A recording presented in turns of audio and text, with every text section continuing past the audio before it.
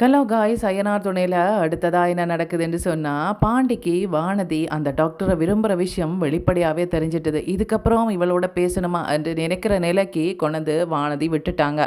அப்படி என்னதான் நடந்தேன்னு சொன்னால், வானதி நிறைய நாளாகவே பாண்டியை எனக்கு ஒரு பைக் வேணும் என்ற மாதிரி சொல்லியிருந்தாங்க. பாண்டி என்ன சொல்லியிருந்தாங்கன்னு சொன்னால், பைக் என்ன உனக்கு காரே வாங்கி தரேன் என்ற மாதிரி சொல்கிறாங்க. என்ன பாண்டி நக்கலாக இருக்கா? இங்கே பாரு, நான் எப்போவுமே நடந்துகிட்டே போயிட்டு வரேன் என்னோட கடைக்கு. நான் பாவம் இல்லையா? கொஞ்சம் கூட உனக்கு அறிவே இல்லையா என்ற மாதிரி சொல்கிறாங்க. எங்கே பாரு வானதி, இப்போ தானே நீ சம்பாதிக்கிற, உனக்கு நடந்து போகிறதுக்கு ரொம்ப கஷ்டமாக இருந்தால் நீ ஒரு ஆட்டோ பிடிச்சி வந்துடலாமே, என்ன அதுக்கு என்ற மாதிரி சொல்கிறாங்க. என்ன சொல்ல வர? நான் சம்பாதிக்கிறது அப்படியே ஆட்டோக்கே செலவு பண்ணணும்னு சொல்ல வாரியா என்ற மாதிரி சொல்கிறாங்க. இங்கே பாரு, நடந்து போகிறது நல்லது தானே, உனக்கு ஏதாவது அவசரம்னு சொன்னால், நேரம் போயிட்டுதுன்னு சொன்னால் ஆட்டோ பிடிச்சி வந்துடலாம், இப்படி சொல்ல வந்தேன் என்ற மாதிரி சொன்னோன்னே வானதி, உன்னை போய் பைக்கெல்லாம் கேட்டேன்ட்டு அவங்க கோவமாக போயிட்டாங்க. இப்போ பாண்டியோட கடையில் நிற்கிறவங்க கேட்குறாங்க, என்னப்பா பாண்டி, அவளுக்கு பைக் வாங்குறதுக்காக பணம் சேமிச்சுட்டே இருக்கிற, ஆனால் அதையும் அவளுக்கு சொல்ல மாட்டேன்ற என்ற மாதிரி சொல்கிறாங்க. இங்கே பாரு, இதெல்லாம் உடனே சொன்னால் அவளுக்கு சந்தோஷமாக இருக்குமா என்ன? அதை காத்திருக்க வச்சு சொல்லணும். அதனால தான் நான் சொல்லலை. எப்படியும் இந்த வாரத்துக்குள்ள நான் ஒரு பைக் வாங்கி கொடுத்துடுவேன், ஆனால் அவளுக்கு அது தெரியக்கூடாது என்ற மாதிரி சொல்கிறாங்க. நீ தெரியக்கூடாதுன்னு சொல்கிறதுக்கு இடையில அவள் உன்னை விட்டுட்டே போயிடுவா போல இருக்கு என்ற மாதிரி சொல்கிறாங்க. அப்படியெல்லாம் என்னோட வானதி போகவே மாட்டா பாரு என்ற மாதிரி சொல்லிட்டு இருக்கிறாங்க. இப்படியே இவங்க ரொம்பவே டயர்டாகி கடையில் உட்காந்துருக்கும் போது அந்த டாக்டர் வராங்க. என்ன வானதி, ரொம்ப சோர்வாக இருக்கிறீங்க, மற்ற நேரத்தில் எல்லாம் நான் கடைக்கு வந்தால் அப்படியே ரொம்ப ஹாப்பியாக சிரிச்சுட்டே பேசிகிட்டு இருப்பீங்க, இன்றைக்கி நான் வந்ததுமே டாக்டர் ரெண்டுட்டு பேசாமல் கதிரையிலே உட்காந்துருக்கிறீங்க என்ற மாதிரி சொல்கிறாங்க. இல்லைங்க, எனக்கு காலெல்லாம் ரொம்ப நோகுது என்ற மாதிரி சொல்கிறாங்க. என்னது, காலையெல்லாம் நோகுதா என்ற மாதிரி சொல்கிறாங்க. ஆமாங்க, எனக்கு ரொம்ப நாளாகவே ஒரு பைக்கில் கடையில் இறங்கணுமெண்டு ஆசைங்க. பாருங்கள், எல்லாருமே பைக்கில் போகிறாங்க, எனக்கு பைக் ஓட்ட தெரியும், ஆனால் என்னட்ட பைக்கே கிடையாதே, அதனால் எனக்கு ரொம்ப கவலையாக இருக்குது என்ற மாதிரி சொல்கிறாங்க. இதை கேட்டோன்னா டாக்டர் சிரிக்கிறாங்க. இல்லையே, நீங்கள் இடையில் சில நேரங்களில் பைக்கில் வருவீங்களே என்ற மாதிரி சொல்கிறாங்க. அதுவா, அது என்னோட அண்ணனோட பைக்கு, அவன் எப்பாவது வேலைக்கு போகாமல் நின்றா அந்த பைக் இருக்குமல்ல வீட்டை, அந்த நேரத்தில் நான் கொண்டு வருவேன், அவ்வளோதான், மற்றபடி எனக்குண்டெல்லாம் பைக் இல்லை, இந்த கடையே கடன் பட்டு தான் ஆரம்பித்து வச்சுக்கிறேன், இதில் பைக் வாங்கி தர சொன்னால் தருவாங்களா என்ன என்ற மாதிரி சொல்கிறாங்க. அது சரி, உங்களோட தான் ஒருத்தங்க சுற்றிட்டு தெரிவாங்களே, அவங்ககிட்ட நீங்கள் கேட்கலையா என்ற மாதிரி கேட்குறாங்க. கேட்கும்போது அவனிட்டையா, அவனே ஒரு மெக்கானிக் ஷாப் தான் வச்சுக்கிறான், அவனுக்கே சரியான ஒரு வண்டி இல்லை, அவனே ஒரு பழுதடைஞ்ச வண்டியை தான் வச்சுருக்கிறான், அப்படி இருக்கும்போது எனக்கு வண்டி வாங்கி தருவேனா? வாய்ப்பே இல்லை, நான் தான் சம்பாதிச்சு வாங்கணும் போல இருக்குது, அதை நினைச்சா எனக்கே ஏக்கமாக இருக்குது என்ற மாதிரி சொல்கிறாங்க. இதை கேட்டோன்னா அந்த டாக்டர் சிரிச்சுட்டு சொல்கிறாங்க, வானதி, அதுக்கு நீங்கள் கவலைப்படவே தேவையில்லை, பைக் இந்த நிமிஷமே உங்களுக்கு வந்துட்டு நினைச்சு கொள்ளுங்க என்ற மாதிரி சொல்கிறாங்க. என்னது, இந்த நிமிஷமே நினைச்சோன்னா பைக் என்ன முன்னாடி நிற்குமா? அப்படி முன்னாடி நிற்குந்தான், ஆனால் வேறு யார்ட்டையாவது பைக் தான் நிற்கும், எனக்கு எந்த பைக்கும் நிற்க போகிறதில்லை என்ற மாதிரி சொல்கிறாங்க. ஏன் எப்படி சொல்கிறீங்க? இங்கே பாருங்கள், இதில் பைக் நிற்குதே, அது உங்களோட பைக்குன்னு எடுத்துக்கொள்ளுங்க என்ற மாதிரி சொல்கிறாங்க. என்ன டாக்டர் விளையாடுறீங்களா? அது உங்களோட பைக் இல்லை, இங்கே பாருங்கள் என்ற மாதிரி சொல்கிறாங்க. இல்லைம்மா, அது இனிமேல் உங்களோட பைக் தான், சரியா என்ற மாதிரி சொல்கிறாங்க. இங்கே பாருங்கள், பைக்கை உடனே வாங்குகிற அளவுக்கு எல்லாம் என்னோட பணமே கிடையாது, நீங்கள் நினச்சி வச்சுருக்கிறீங்க இவன் கடை வச்சுருக்கிறா, சரி பைக்கை கொண்டு நிறுத்தினோன்னே பணம் தருவாண்டு, என்னட்ட பணம் எல்லாம் கிடையாது என்ற மாதிரி சொல்கிறாங்க. இங்கே பாருங்கள், பணம் எல்லாம் நீங்கள் தரணுமென்ற அவசியமே கிடையாது, பைக் உங்களுக்கு தான், நீங்கள் வச்சுருங்க என்ற மாதிரி சொல்கிறாங்க.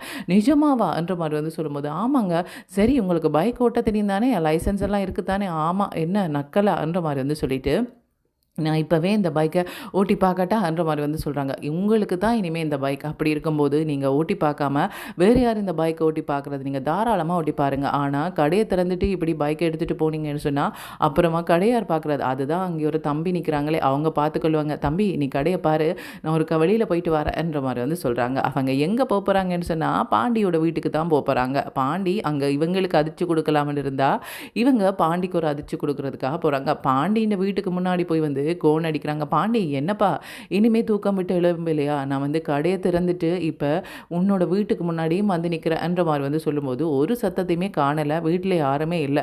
பாண்டியோட அப்பா நடேசன் தான் என்னம்மா, என்ன இங்கே இருக்கிற, என்ன வீட்டில் யாருமே இல்லையா என்ற மாதிரி வானதி கேட்குறாங்க. இல்லைம்மா, காலையிலேயே எல்லாரும் எங்கெங்கேயோ போயிட்டாங்க, என்னமோ பிஸியாக இருக்கிற மாதிரி நடிக்கிறாங்களா, உண்மையிலேயே பிஸியாக இருக்கிறாங்களா யாருக்கு தெரியும், நானுமே பிஸி தானம்மா, எனக்குமே டைம் இல்லை, என்ன பண்ணுறது, வீட்டில் யாருமே இல்லைன்றதுக்காக நான் இதில் உட்காந்து உட்காந்துருக்கிறேன்ற மாதிரி வந்து சொல்கிறாங்க. என்னது இதில் உட்காந்துருக்கிறது உங்களுக்கு பிஸியான்ற மாதிரி வந்து கேட்குறாங்க. ஆமாம் அப்படித்தான், எனக்கும் கஷ்டமாக தானே இருக்குது, நீயே யோசிச்சு பாரு, இப்படியோ ஒரு இடத்துல உட்காந்துருந்து பாரு, உன்னால் முடியுதாண்டு பார்க்கலாம்ன்ற மாதிரி வந்து சொன்னேன்னு, கடவுளே இவங்களோட பேசுறதுக்கு நான் வந்தேன். சரி பாண்டி இல்லையா, பாண்டி என்ன கடைக்கு போயிட்டானா அல்லது வேறு எங்கேயாவது போயிட்டானா?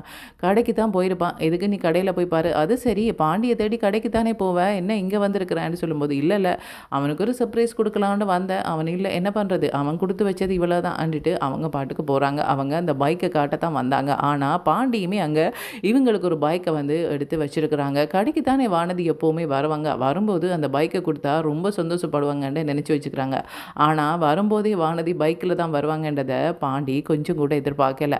வானதி என்ன பண்ணுறாங்கன்னு சொன்னால் பைக்கில் போய் கோன் அடிக்கிறாங்க. பாண்டி நிமிந்து கூட பார்க்காம பேசாமல் இருக்கிறாங்க. அவங்க நினச்சாங்கன்னு சொன்னால் வேறு யாரோ வந்திருக்கிறாங்க நினச்சிட்டு பேசாமல் இருக்கிறாங்க. அவங்க திரும்பவுமே கோன் அடிக்கிறாங்க. என்னப்பா வண்டியில் ஏதாவது பழுதண்டா சொல்லிவிட்டு வண்டியை விட்டுட்டு போங்க, இப்படியே கோன் அடிச்சிட்டு இருந்தால் நாங்கள் எங்கட வேலை பார்க்குறோம் இல்லையா என்ற மாதிரி வந்து சொல்லும்போது, ஏன் நீங்கள் நிமிந்தெல்லாம் பார்க்க மாட்டீங்களோ, யார்கிட்ட வண்டின்னு தெரிஞ்சால் தானே நீங்கள் திருத்தியே கொடுப்பீங்க, தெரியாமல் என்ன சும்மா வாங்கி வச்சுட்டு இருப்பீங்களா என்ற மாதிரி வந்து சொல்லும்போது, என்னது கேட்ட குரலாக இருக்குது, வானதி நீயா, என்னது உன்னோட அண்ணனோட வண்டியை தூக்கிட்டு வந்துட்டியா, அப்போ வண்டிக்கு அவன் வேலைக்கே போகிறது இல்லையா, என்ன வானதி உன்னோட குறும்புத்தனத்துக்கு ஒரு அளவே இல்லாமல் போச்சு என்ற மாதிரி வந்து சொல்கிறாங்க. என்னது நான் பைக்கில் வந்தால் அது அண்ணனோட பைக்கா, ஏன் எங்களுக்கெல்லாம் பைக் வாங்குறதுக்கு வசதி இல்லையா என்ன என்ற மாதிரி வந்து சொல்கிறாங்க.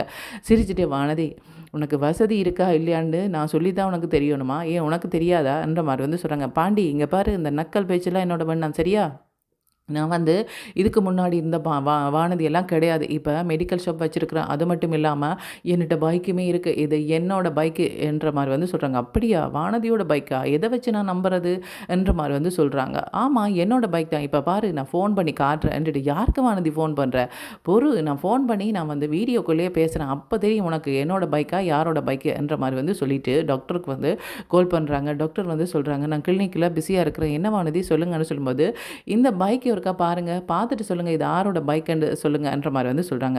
இதுக்கு வானதி இப்போ இது முக்கியமாகன்ற மாதிரி வந்து கேட்குறாங்க. இல்லை ஒரு சில பேர் வந்து என்னை நம்புகிறாங்க, இல்லை இது என்னோட பைக் இல்லை வேறு யாரோட பைக்கை நான் கொண்டு வந்துட்டேனா அப்படி சொல்லி என்னை கேலி பண்ணுறாங்க, நீங்கள் வந்து அதை ஒரு தெளிவுபடுத்தி விடுறீங்களா என்ற மாதிரி வந்து சொல்லும்போது, அந்த டாக்டர் என்ன வந்து சொல்கிறாங்கன்னு சொன்னால் தெளிவாக சொல்கிறாங்க, இது என்னோட பைக்கு, இப்போ வந்து நான் வானதிக்கு கிஃப்ட் பண்ணியிருக்கிறேன், இனிமேல் அது வானதியோட பைக்கு என்ற மாதிரி வந்து சொன்னாங்க.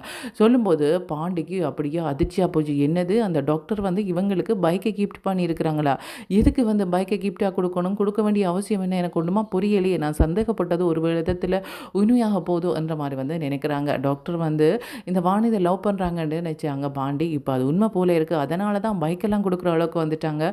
என்னட்டையே இப்போ வானதி வந்து நிறைய நாளாக பைக் வாங்கி தர சொல்லி சொன்னாங்க, நானே வந்து இப்போ ஒரு வருஷம் கழித்து தான் ஒரு பைக்கை வந்து ரெடி பண்ணி கொடுக்க போகிறேன், ஆனால் இவங்க பேசி ஒரு மாதத்துக்குள்ளேயே ஒரு பைக்கை வாங்கி கொடுக்குற அளவுக்கு போயிட்டாங்கன்னு சொன்னால் வானதி இனிமேல் அவங்க பேசுகிறது தானே கேட்பாங்க என்றுட்டு அவங்க யோசிக்கிறாங்க. அப்படி யோசிக்கும் போது சரி டாக்டர் நான் அப்புறமா பேசுகிறேன், என்ன பாண்டி இப்போவாவது நம்புறியா, எங்கே பாரு நீ தான் பைக் வாங்கி தரல, மற்றவங்களாவது பைக் வாங்கி தந்திருக்கிறாங்களேன்னு நினச்சி சந்தோஷப்படு, அதை விட்டுட்டு இப்படியெல்லாம் பொறாமப்படாத சரியா என்ற மாதிரி வந்து சொல்கிறாங்க. என்னென்ன நான் சொல்கிறது சரியா, இவருக்கு எத்தனை நான் சொன்னேன் பைக்கெல்லாம் வாங்கி தர சொல்லி, இவன் தனக்கே நல்ல ஒரு பைக்கை வாங்க மாட்டாதவன் எனக்கெல்லாம் பைக் வாங்கி தருவேனா, வாய்ப்பே இல்லை, இப்போ வானதிட்ட பைக் இருக்கப்பா, நீ இனிமேல் எனக்கு பைக்குக்காக காசு சேமிக்க வேண்டாம், எனக்கு பைக் வாங்க வேண்டாம், நான் போயிட்டு வரேன், நான் கடையை வேற திறந்து விட்டுட்டு வந்துட்டேன் என்ற மாதிரி வந்து சொல்கிறாங்க. அப்புறம் எதுக்கு இங்கே வந்தேன் என்ற மாதிரி வந்து கேட்கும்போது, அதுதான் நான் வந்து பைக் வாங்கிட்டேன்ல அதை உனக்கு சொல்ல வேண்டாம் என்ற மாதிரி வந்து சொல்கிறாங்க. வானதி ஒரு நிமிஷம் பொறு என்ற மாதிரி வந்து சொல்கிறாங்க.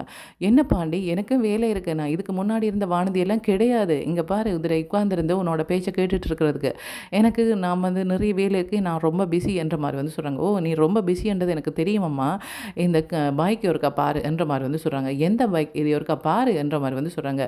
என்ன இந்த துணியால் போத்திருக்கிற பைக், ஆமாம் என்ற மாதிரி வந்து சொல்லிட்டு அவங்க நிற்கிறாங்க.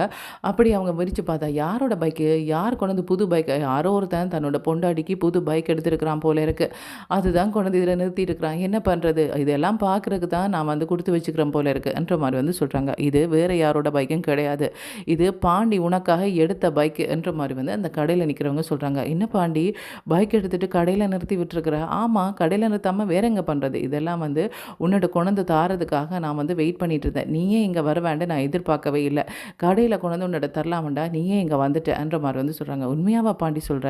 உனக்கு என் மேலே இவ்வளோ பாசமா? பின்ன பாசம் இல்லாமல் இதெல்லாம் பண்ணிகிட்ருக்குறேன். இங்கே பாரு வானதி, நீ பைக் கொண்டு கேட்ட உடனே வாங்கி தர நிலைமையில் என்னோட நிலைமை இல்லை, அது உனக்குமே தெரியும். உனக்குமே நினைச்சோன்னா பைக் வாங்க முடியாது, என்னாலையுமே நினைச்சோன்னா பைக் வாங்க முடியாது. அதுக்கெல்லாம் கொஞ்சம் காலம் ஆகும். ஏனடா பணம் சேமித்து தான் எங்களால் வாங்க முடியும். நான் ஒன்றும் அவ்வளோ வசதியான குடும்பத்தில் இருக்கிறவன் கிடையாது. ஆனால் நீ என்னடான்னு சொன்னால் இப்படி நக்கல் பேச்சு பேசுகிறதான் வானதி என்னால் சகிக்க முடியலை. அது சரி, யாராவது ஏதாவது கிஃப்ட் கொடுத்தா உடனே வாங்கிடுவியா? இது எவ்வளோ பெருமதியான கிஃப்ட் தெரியுமா? இதை தந்தா உடனே வாங்கிடுவியா? அவங்க எதுக்கு தாராங்கன்னு கொஞ்சம் கூட யோசிக்க மாட்டியா என்ற மாதிரி வந்து சொல்கிறாங்க. பாண்டி, இந்த மாதிரி மற்றவங்களை மட்டம் தட்டி பேசுகிறத கொஞ்சம் நிறுத்து. எங்கே பாரு, நான் கால் ஏலாமல் இருக்குது, நோகுதுன்னு சொன்னேன்.